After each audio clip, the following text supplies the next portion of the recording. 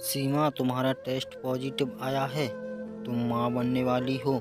सुनकर उसे समझ नहीं आया कि एक खुशी की बात है या दुख की। उसके अंदर एक जीव पल रहा है। इस एहसास से वह आनंदित हो रही थी तो यह सोच कर के कोई अपनी हवस बुझाकर निशानी उसकी कोख में छोड़ गया है। उसे घृणा भी हो रही थी। जी में उसके आया कि अभी जाकर गिरवा दे। फिर उसने सोचा, उसकी धड़कन मेरी धड़कन से जुड़ी हुई है। ईश्वर ने मेरी झोली में मातृत्व सुख लिख दिया है, तो भला मिटाने वाली मैं कौन होती हूँ? और समाज का क्या? समाज को भी वही जवाब देगा जिसने जीवन दिया है। अपने मन में उठ रहे विचारों को झटक कर वह घर आ गई। उसके हाव भाव से विधवा माँ की अनुभवी आंखों ने सब कुछ समझ लिया। पूछने पर उसने माँ को बताया कि रज्जो दीदी की शादी में जब प्रेमा मौसी के यहाँ गई थी तो वहाँ कई रिश्तेदार आए थे।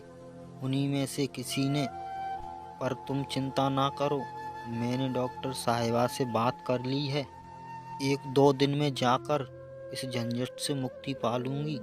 दिन बीतते गए, उसका गर्व बढ़ता गया और वो अपने गर्भ से जुड़ती चली गई। माँ ने फिर पूछा, अब क्या इरादा है? वह बोली, डॉक्टर साहिबा ने कहा है कि जन्म के बाद वो रख लेगी। बेटी के इरादे को समझकर भी माँ अनजान रही और समय बीतता गया। 9 महीने बाद उसने एक प्यारी सी बच्ची को जन्म दिया। डॉक्टर बोली, आज यहीं रहने देती हूँ, कल तुम इस बच्ची से आज़ाद हो जाओगी। वह रात भर अपनी बेटी को निहारती रही, उसके साथ अनुभव किए हुए अपने एहसासों और भावनाओं को याद करती रही। कभी पेट में लातें चलाना तो कभी अपनी सांस में उसकी सांसों की खुशबू को महसूस करना।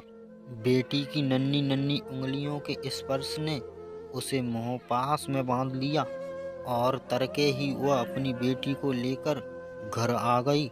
माँ कुछ कहती उससे पहले ही उसने कह दिया, माँ मेरे शरीर का हिस्सा है ये, ना तो मैं इसे अगल कर पाऊंगी और ना ही इसके बिना जी पाऊंगी। माँ बोली, जानती हूँ बेटी, कभी मैं भी इस दौर से गुजरी थी। मैंने भी समाज और लोक लाज के भय से तुझसे छुटकारा पाने की नाकाम कोशिशें की थी, लेकिन मेरी तरह आज तू भी अपनी ममता के आगे हार गई है। कहकर माँ ने मुस्कुराते हुए उसकी गोदी से बच्ची को ले लिया और उसकी नज़र उतारने लगी। और सीमा वह तो बस अपनी उस माँ को एकटक देखती रही जिसने उसे अपनी कोख में रखने और पालने पोसने में समाज के न जाने कितने अपमान सहे होंगे। तो दोस्तों, ये थी हमारी आज की कहानी। आपका क्या कहना है इस कहानी के बारे में? कमेंट करके हमें ज़रूर बताएं। वीडियो को लाइक करके चैनल को सब्सक्राइब कर लीजिए। साथ में घंटी को दबाकर ऑल पर सेट कर लीजिए ताकि आने वाली वीडियो आपको तुरंत मिले। मैं मिलता हूँ आपसे अगली वीडियो में। तब तक के लिए धन्यवाद।